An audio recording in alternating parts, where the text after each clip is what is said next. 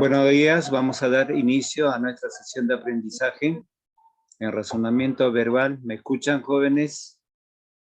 ¿Me escuchan?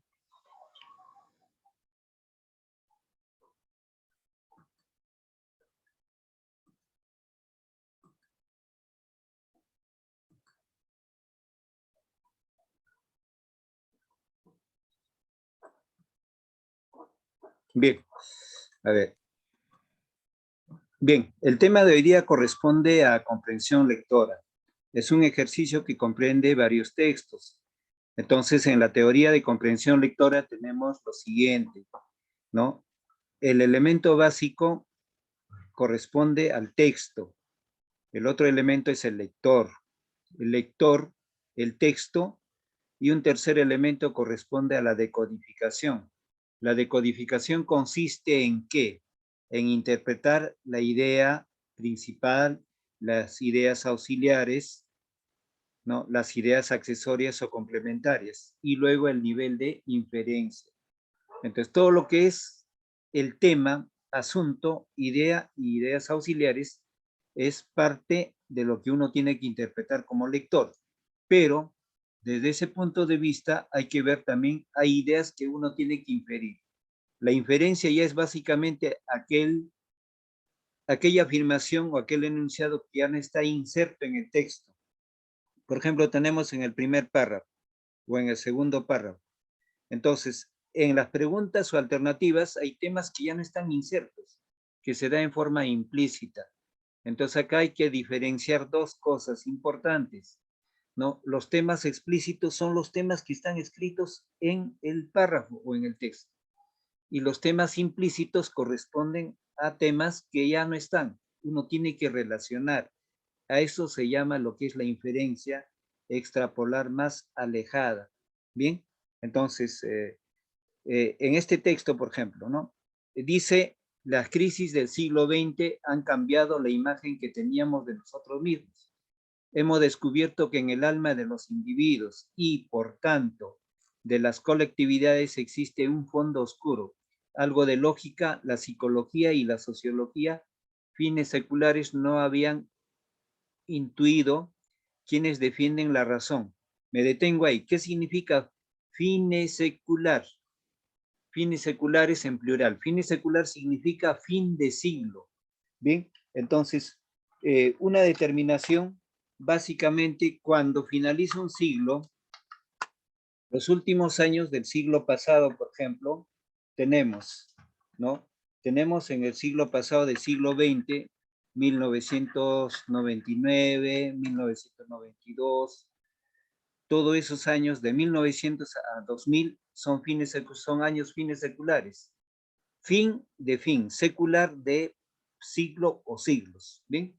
Explicado. El término intuido. Intuido parte de la intuición, parte de la lógica. Aquello que uno va a interpretar de temas implícitos, que ya no son explícitos. Entonces, en la información textual tenemos dos aspectos. Los aspectos explícitos están escritos, claros en el texto, y los implícitos están fuera, ya relacionados, que uno tiene que deducir.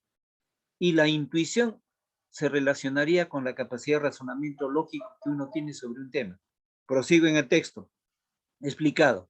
Quienes defienden la razón, aunque abogan por una cualidad muy valiosa, no suelen descubrir que ella es la diosa de una ideología específica y hondamente apasionada que nos legó el siglo XVIII, como parte de su visión cultural y política. Muy cercano a esa ideología se halla el concepto de que el universo cuantitativo y objetivo de la ciencia es la única realidad posible y que de que no existen los misterios, pues todos ellos son susceptibles a la explicación.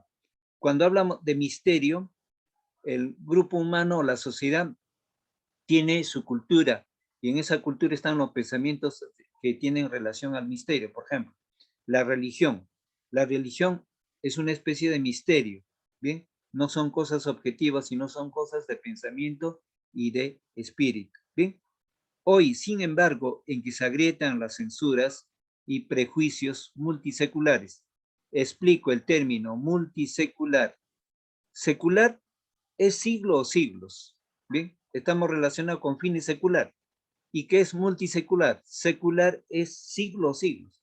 Multisecular significa presencia de muchos siglos. Entonces, prejuicios multiseculares. Explico, censura es una especie de crítica, de oposición, de antagonía. Prejuicio son conductas de ideas o pensamientos, pueden estar erradas o acertadas. Lo irracional invade a veces devastadoramente el mundo y lo único y lo místico y lo misterioso emergen después de haber sido puesto de lado como cosas obsoletas. Explico. Lo místico es relacionado a Dios, todo lo que es místico. Bien, y cuando se dice emergen, nuevamente salen a flote o influencia. Y obsoleta significa aquello que ya está pasado de moda, o ya, como que ya no sirve. La razón ya no es suficiente para explicar nuestros actos y no faltan quienes hoy afirman que el lenguaje de la ciencia no es sino una metáfora. ¿Qué es una metáfora? En literatura, metáfora es una figura literaria que se dice de otra manera en otra frase sobre una cosa. Bien, por ejemplo, si menciono, por ejemplo, sobre la jirafa, en metáfora diré periscopio de montañas. Bien, entonces la metáfora es decir, de una manera distinta. Pero en este caso, esa metáfora corresponde, eh, perdón, ahí nuevamente el texto tenemos visualizado. Esa metáfora significa que, ¿no? Es una representación de interpretación, ¿no? Entonces, una metáfora de apenas un lado de la experiencia. La idea de que la ciencia es omnicomprensiva se gestó en, entonces acá, término, omni es todo, comprensiva, que todo lo comprende. La idea de que la ciencia es omnicomprensiva se gestó ¿cuándo? ¿Bien? Entonces, ese término omnicomprensiva se gestó primero en la etapa de la ilustración. Bien, la respuesta es ilustración. En esta etapa de la ilustración, en los años, en el siglo XVII al XVIII, básicamente esto dio luces a la investigación, a la experimentación, a los nuevos cambios y a la nueva cosmovisión y a la interpretación de lo que es el entorno sobre diferentes elementos. ¿Bien? En la pregunta 2, la disciplina del siglo pasado como la lógica, la psicología y la sociología. Cuando dice siglo pasado me refiero al siglo XX. ¿Bien? Entonces, tenemos ahí, no pudieron comprender el aspecto irracional de los hombres, comprendieron el aspecto no racional de seres, no explicaron el lado afectivo de los hombres, reformularon los conceptos sobre el hombre, analizaron correctamente la naturaleza humana. Entonces, ahí, ¿cuál es la respuesta? Bien, hoy en día el hombre trasciende por una situación de el plano afectivo frente a los diversos problemas. Entonces, la respuesta ahí es, no explicaron el lado afectivo de los hombres. ¿Bien? Entonces, en la pregunta 3 va a leer el alumno Quispe en voz alta. Quispe, ¿está presente? Y ahora sí. Bueno. Número 3. En la actualidad, la ciencia es considerada como un conjunto infinito de hipótesis, un reflejo parcial de la experiencia, un saber de gran consistencia, una reproducción total de la realidad o un factor internacional de desarrollo. Bien, entonces, ahí en la pregunta 3, ¿cuál es la respuesta? ¿Alguien voluntariamente? Ahí sería la B. La B, un reflejo, muy bien, un reflejo parcial de la experiencia, magnífico. Entonces, En cuanto a la ciencia, en la ilustración, o llámese, por ejemplo, en la actualidad, la ciencia es considerada como un reflejo de parcial. ¿Por qué razones? Porque aparte del conocimiento científico, existen visiones, existen apreciaciones relacionadas, digamos, a los nuevos cambios. Por ejemplo, el hombre va a pensar de una manera distinta frente a esta pandemia.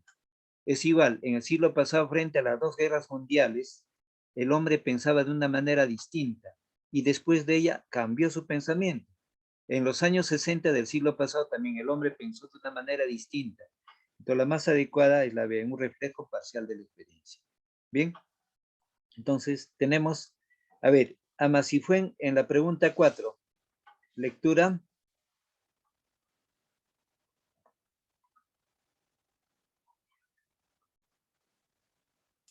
En la actualidad, la razón es A, innecesaria para comprender los misterios, B, inconveniente para las nuevas creencias, C, conveniente para la ciencia, D, insuficiente para explicar todos los hechos, E, suficiente para explicar la naturaleza. Bien, entonces ¿alguien tiene la respuesta ahí? Miren, el texto nos dice bien claro que la razón no es suficiente para este entorno actual. Entonces, frente hay circunstancias en que uno tiene que adoptar diferentes cambios y tener una nueva visión de idiosincrasia. Cuando digo idiosincrasia es el pensamiento. Entonces, en la actualidad la razón es insuficiente para explicar todos los hechos. Nuevamente, por ejemplo, cuando hablamos de esta pandemia, ¿no? Hay muchas versiones que su origen está en la saliva de una serpiente que emergió y muchos retoman los asuntos místicos, bíblicos, ¿no? Como lo había dicho el profeta Jeremías, etcétera. Entonces, hay diferentes completos. Entonces, el plano de la razón no es lo suficiente, ¿no? Es insuficiente. Pasemos a la siguiente, la pregunta 5. Dice, lo místico y lo misterioso del hombre pertenecen a una dimensión que ahora, bien, entonces obstruye el avance de la ciencia moderna, realza la vida de la comunidad humana, modifica la naturaleza de los seres vivos, propone su preeminencia sobre otros saberes, revela la complejidad de la existencia humana. Bien, entonces, cuando hablamos de lo místico y lo misterioso, son temas que todavía el hombre, por su cultura, sigue cultivándolo, por ejemplo, en el plano religioso, ¿no? Ser adepto de un grupo religioso, etcétera. Entonces ahí la respuesta es, ¿alguien tiene la respuesta? Ahí Entonces, sería la D. B, realza la vida de la comunidad humana, no tanto. La respuesta es propone su preeminencia sobre otros saberes, sobre otros saberes. Entonces los saberes que tenemos todavía no son lo suficiente, porque hay muchas cosas por descubrir. Por ejemplo, pongo el ejemplo. Actualmente se explota el petróleo, ¿no? Entonces, pero el hombre ha descubierto, hay zonas petrolíferas donde no es posible porque ese producto o esos plegamientos todavía es como decir una fruta que no están maduras. ¿Y qué hace el hombre? Con su tecnología, con alta temperatura, con hornos especiales, trata de calentarlo para que se convierta ya en producto de explotación. Entonces, todos esos casos y otras hace de que necesariamente la preeminencia, o sea, el saber, el conocimiento que se va agrupando, innovando, perfeccionando, hace saber de que se debe utilizar nuevos aspectos o saberes, preeminencia. Entonces, esa preeminencia está en el descubrimiento. Por ejemplo, enfatizo acá, en el comercio del año pasado salía un artículo importante de ciencia. En los años 69, 68, 69, se dijo que la luna no tenía agua. Hoy en día se sabe que la luna tiene encapsulado agua. ¿Bien? ¿Se dan cuenta? Entonces, ¿qué sucede? Esa preeminencia de los saberes se perfecciona. ¿Bien? Vamos con Gamboa. Va a leer el texto 2.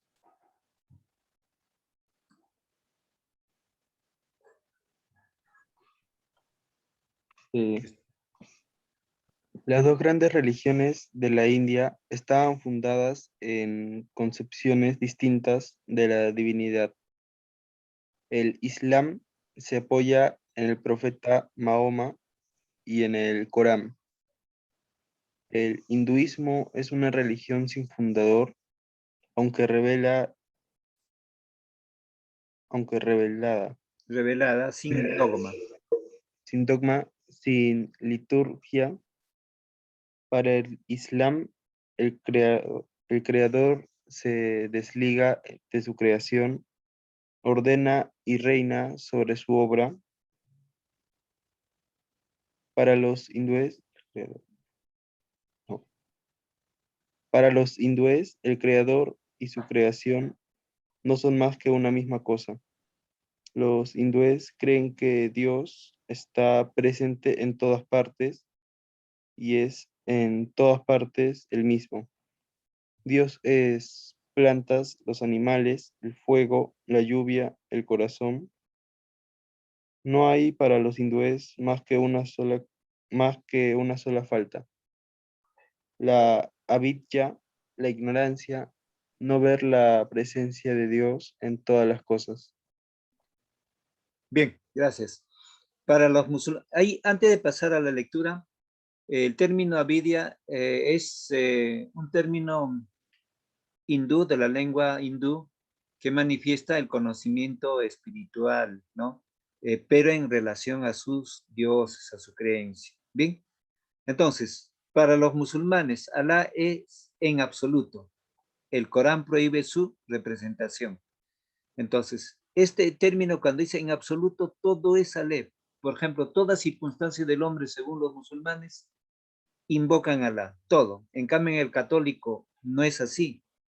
Por ejemplo, ¿no? Indicaba en una sesión anterior, creo, si a un musulmán le dicen, vas a hacer esta tarea aún a costa de perder su vida, dice, no, Alá me está llevando al paraíso, o me está gratificando para ver. Entonces se siente feliz emotivamente el musulmán.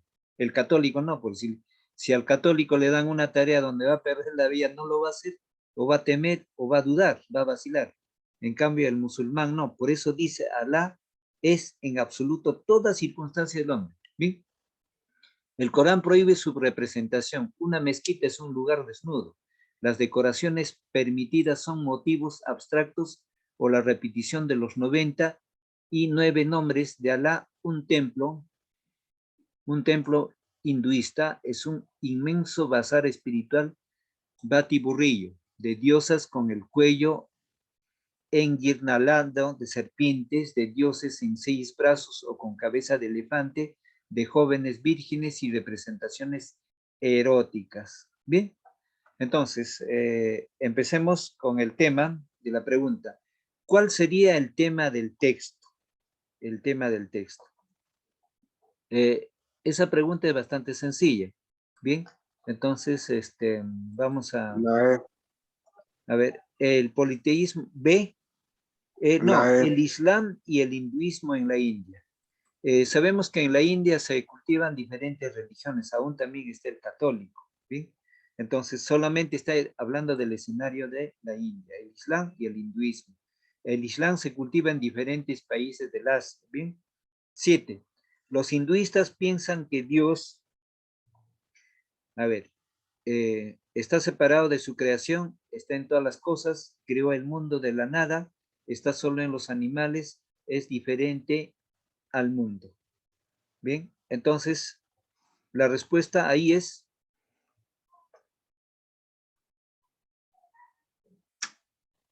Ahí está en todas las cosas. muy bien, Franco, está en todas las cosas, muy bien. La pregunta 6 y 7 son bastante sencillas. Bien, un voluntario, a ver, la pregunta 8 y lectura.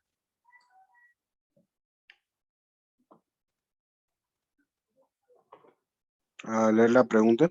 Sí, pregunta y alternativas. Ok. 8. La mezquita contiene ninguna representación de Dios porque A. Los hindúes lo prohíben. B. No se conoce el rostro de Dios. C. El Corán lo prohíbe. D. El profeta Mahoma lo ordenó. E. Es costumbre de Islam. Ya. Bien, entonces, una mezquita es un lugar vacío, ¿no? Entonces, ¿quién lo dice eso? ¿No? El Corán es el libro sagrado de los musulmanes, con su único Dios, el Islam. Entonces, la respuesta es, el Corán lo prohíbe, ¿bien? Entonces, ampliando ese tema, el Corán es un libro sagrado de la religión del Islam. Es más corto y breve que en comparación a la Biblia. Pero aparte de eso, aparte, el Corán es un libro religioso, como también es un libro jurídico, que la Biblia no es un libro jurídico. En cambio, el Corán sí. Está inserto en una serie de adagios y pensamientos, ¿no? Entonces, donde sus fieles muestran mucha fe en lo que dice el Corán. Entonces, diríamos en otro término, es una especie de masoquismo, o si no, existe con exageración bastante fe, ¿no? Entonces, lo que es en el católico no existe eso, ¿no? Bien, pregunta 9. Pregunta 9. A ver, Sebastián Palomino.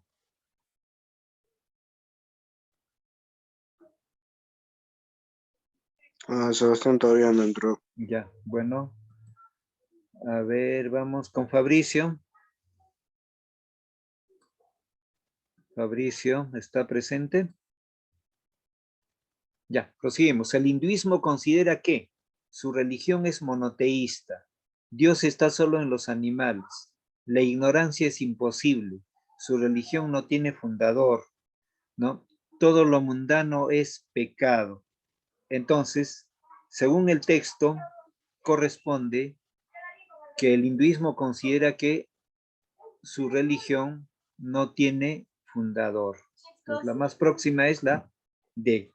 En la pregunta 10, ¿el hinduismo es una religión sin imágenes, ¿no? Ignorancia, diosa, dogma y revelación?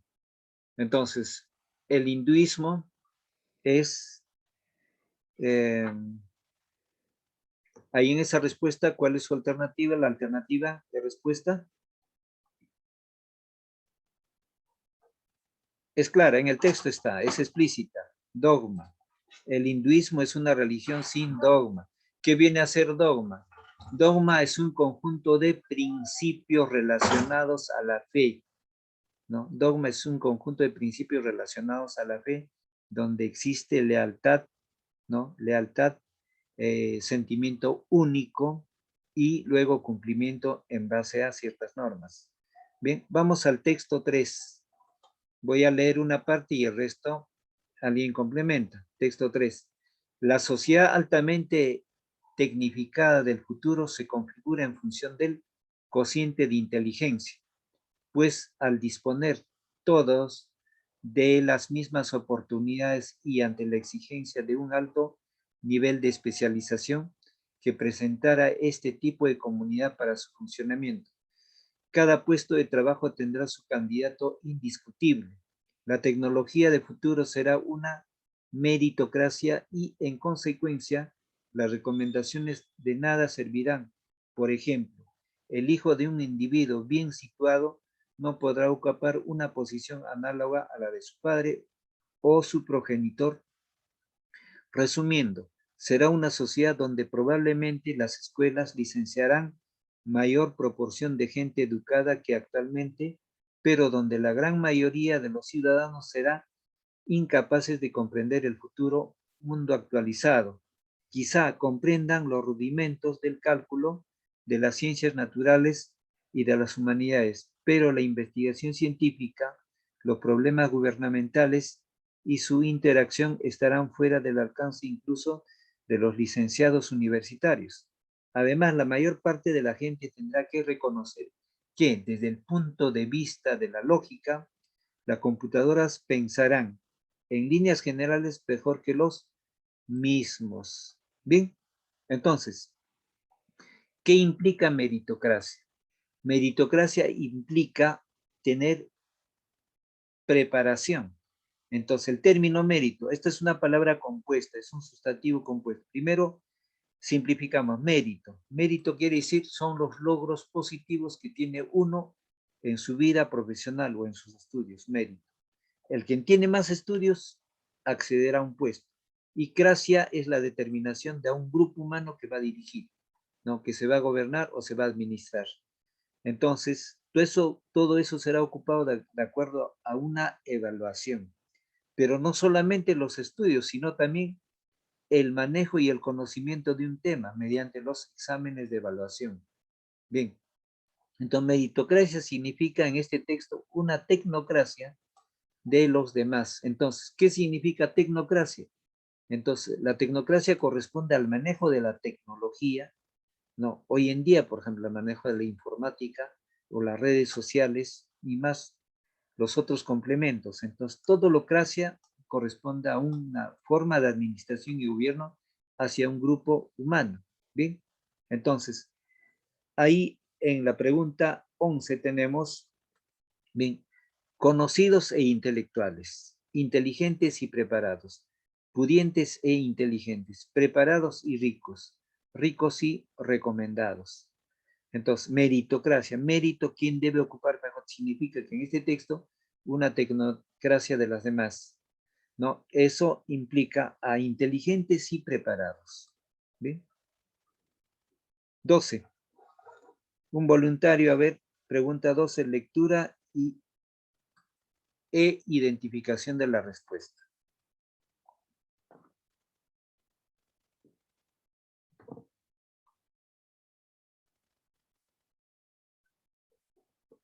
A ver, vamos a hacer algunas preguntas. Vamos a ver algunas preguntas. Sander Pérez, ¿qué entiende por secular? La palabra secular. Pérez, ¿me escucha? Pérez. Pérez, ¿me escucha? Sander no tiene audio, creo. No tiene, ¿no? Ya, bueno. Fabricio, ¿qué significa la palabra secular? Expliqué al inicio de clase. Fabricio.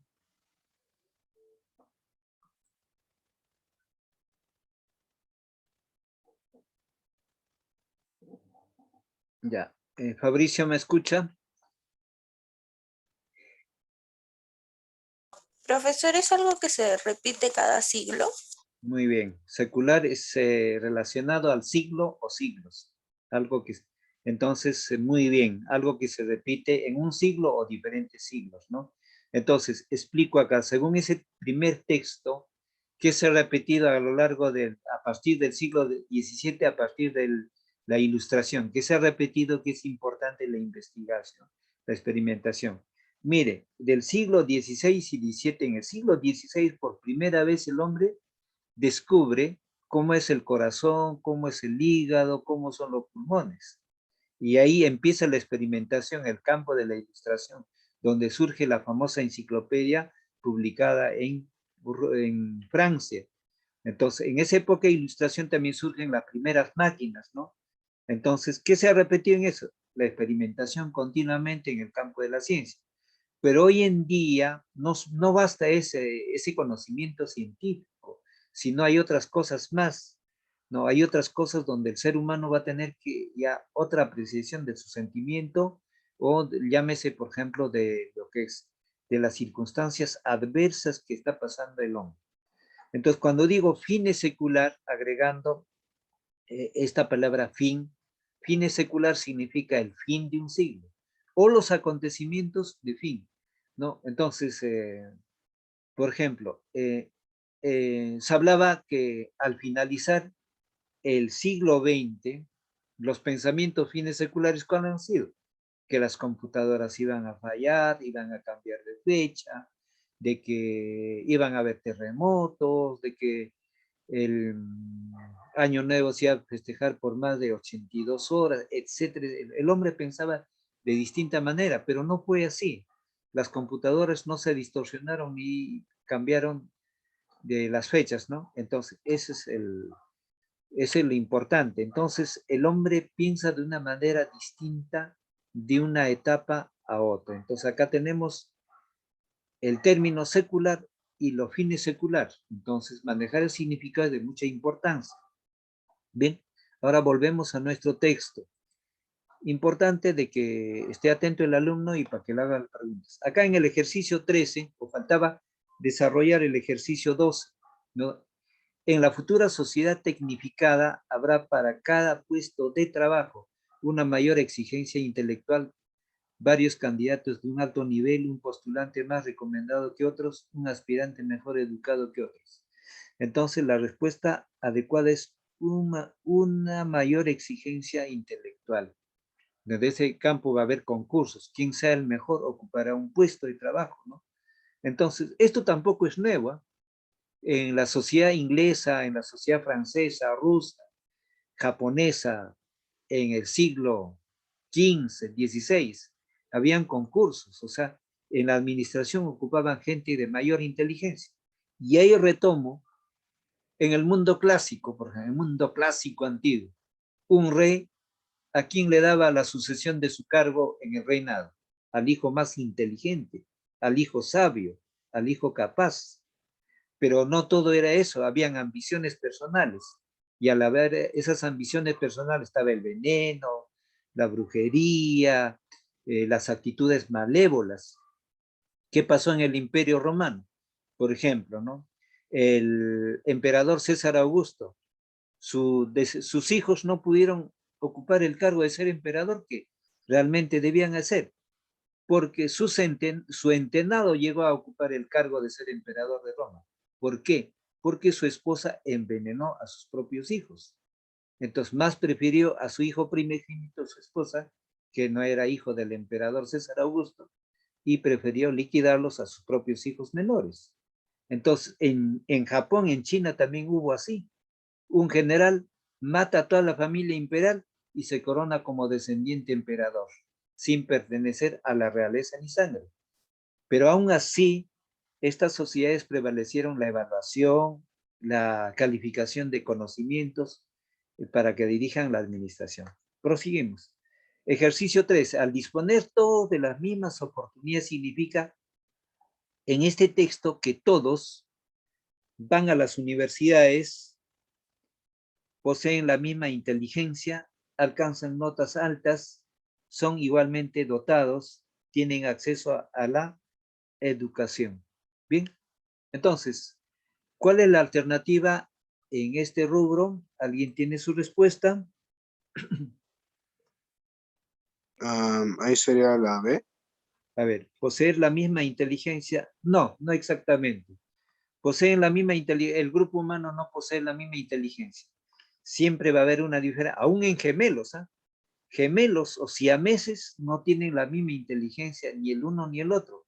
El otro puede ser más o menos en inteligencia. Entonces aquí la alternativa es que al disponer todos de las mismas oportunidades, tienen acceso a la educación, ¿no? No todos a las universidades, ¿no? Dependiendo de los intereses y también de las facilidades.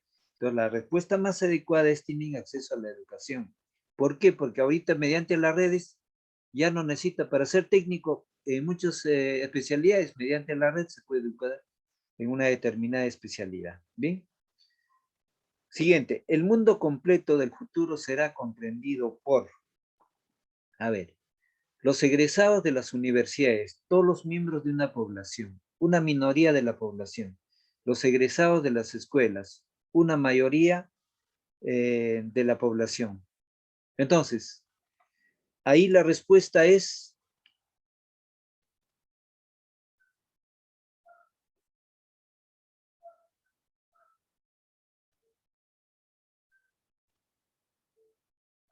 a ver, si estamos hablando de meritocracia, de tecnocracia y de los mejores, entonces la respuesta ahí es una minoría de la población, no llevarse por esto. El mundo completo no quiere decir toda la población. En ese mundo completo, quienes van a dirigir es una minoría. Y siempre se está dando eso, ¿no? Por ejemplo, decía yo, los dueños del Perú en los años 80 solamente eran 85 familias, ¿no? 70, 80 familias, todos los dueños del Perú. ¿Se dan cuenta? Entonces, es una minoría a la cantidad de proporcional de millones de personas. ¿Bien? El autor describe un futuro en el cual las computadoras, eso sí es una pregunta sencilla, muchachos. ¿Cuál es su respuesta ahí?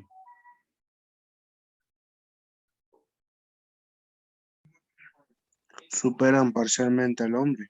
Muy bien, Franco, muy bien. Lógico. Esto ya se venía en el siglo pasado, todavía se había detectado que la computadora supera al hombre. Y cada vez las computadoras son más inteligentes, ¿no? Entonces la inteligencia artificial. Y desde luego, mire, estamos ingresando, inclusive va a haber una etapa en que las computadoras nos van a manejar. Un error en las computadoras, uno puede perder la vida rápidamente. Por ejemplo, todavía para ingresar a nuestras casas nosotros necesitamos la llave, bueno, algo rudimentario, ¿no? Pero en el extranjero ya no es a base de tarjetas. ¿Y qué pasa si esa tarjeta falla? Ingresas a un edificio y no sales, ¿no? Entonces, si fallan las computadoras, va a haber un problema.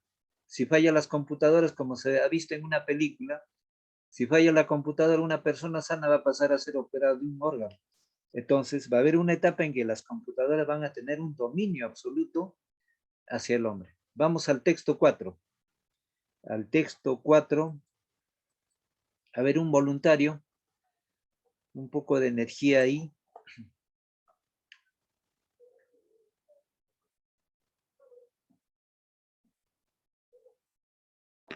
Texto 4. La tensión muscular es el estimulante más obvio del crecimiento muscular. El papel de la tensión muscular es el crecimiento todavía no se ha llegado a entender completamente.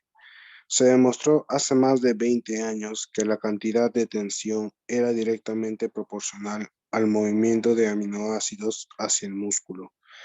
Cuanto más aminoácidos se movían hacia él, el músculo sintetizaba proteínas más deprisa. La tensión tiene otros efectos sobre el músculo que incrementa su tamaño.